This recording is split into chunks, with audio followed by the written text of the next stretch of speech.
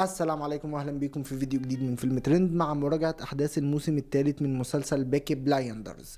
والموسم ده يا حبايبنا هو واحد من اكتر المواسم قسوة وظلام في حياة توماس شيلبي، لان المرة دي تومي مش بيخسر حلفاء او بيخسر فلوس. الموسم ده تومي بيخسر اهم شخص في حياته عموما، وفي نفس الوقت هيدخل لعبة اخطر واكبر بكتير من عالم العصابات، لعبة فيها سياسة دولية وجواسيس وعمليات ارهابية في منتهى الخطورة. فالسؤال هنا، هل توماس شيلبي هيقدر ينتقم ولا دي لعبة اكبر منه؟ ده اللي هنعرفه في الموسم الثالث اللي بيبدأ بجواز تومي من جريس، وبيعملوا فرح جدا كبير. وفي الفرح ده تومي بيكون قلقان بشكل مش طبيعي من عيلته، لانه عارف كويس جدا ان اي تجمع للعيلة غالبا بينتهي بكوارث، وعشان كده قبل الفرح اكد عليهم كويس جدا انهم يتجنبوا اي نوع من انواع الخناقات ويمشوا مع الليلة. بعد الجواز تومي بيخش مع جريس في حياة هادية نوعا ما، وبيخلفوا طفل جديد بينضم للعيلة. الطفل ده بيكون اسمه تشارلز. ولكن طبعا الهدوء ده مش بياخد وقت طويل في حياة تومي، لان في عدو جديد بيظهر في حياته وهو عائلة تشانجريتا الإيطالية. فنبدأ نخش في صراع بين البيكي بلايندرز وعائلة تشانجريتا بهجوم البيكي بلايندرز على مطعم أنجل تشانجريتا، وبيمسكوا أنجل تشانجريتا ويدوله علقة سخنة من اللي قلبك يحبها يا صديقي، مع فايت سين هيشفي غليلك. وده طبعا الحدث بيكون هو بداية اشتعال الحرب بين العيلتين. فيجي زعيم عائلة تشانجريتا فيسنتي تشانجريتا ويقرر انه ينتقم من البيكي بلايندرز، علشان يحصل يا حبايبنا اخطر واهم حدث في الموسم الثالث، وهو محاولة اغتيال توماس شيلبي.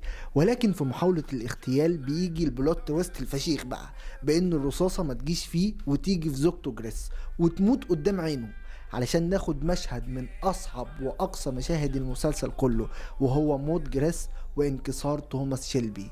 ولو تفتكر ان الموضوع خلص على كده فانت غلطان يا صديقي، لانهم مش بيكتفوا بده ويخطفوا كمان ابنه تشارلز، ونكتشف ان اللي ورا كل الكوارث دي هو الاب هيوز، اللي بيمثل انه راجل دين ولكن في الحقيقة هو جزء من منظمة سرية في منتهى الخطورة.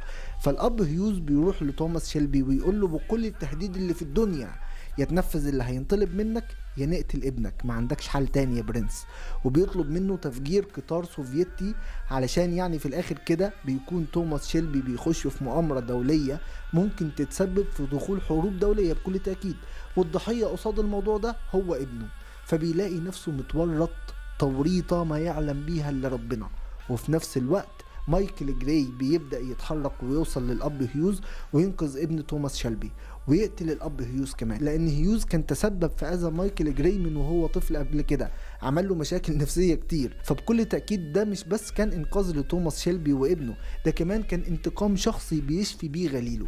ولكن المشكلة هنا بقى يا حبايبنا ان توماس شيلبي ما يعرفش ان ابنه تشارلز تم انقاذه من الاب هيوز، وهيوز نفسه بقى في عالم الموت خلاص. الكلام ده توماس شيلبي ما يعرفش عنه حاجة. وتحت الضغط ده يا حبايبنا اللي بيحصل بالظبط كده، بينفذ الخطة ويتورط برضه في مؤامرة دولية ويفجر القطار السوفيتي.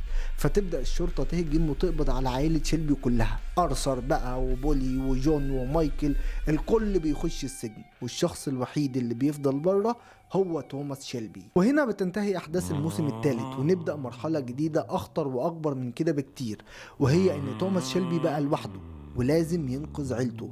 ومع نهاية الأحداث نيجي للسؤال الأهم، هل توماس شيلبي لسه مسيطر ولا بدأ يخسر كل حاجة؟ ده اللي هنعرفه في أحداث الموسم الرابع من مسلسل بيكي بلايندرز. فتأكدوا إنكم عاملين لايك على الفيديو ده وشيروا الحلقة لو عجبتكم واشتركوا في القناة، وأشوفكم في فيديو جديد. سلام. She stole my fire.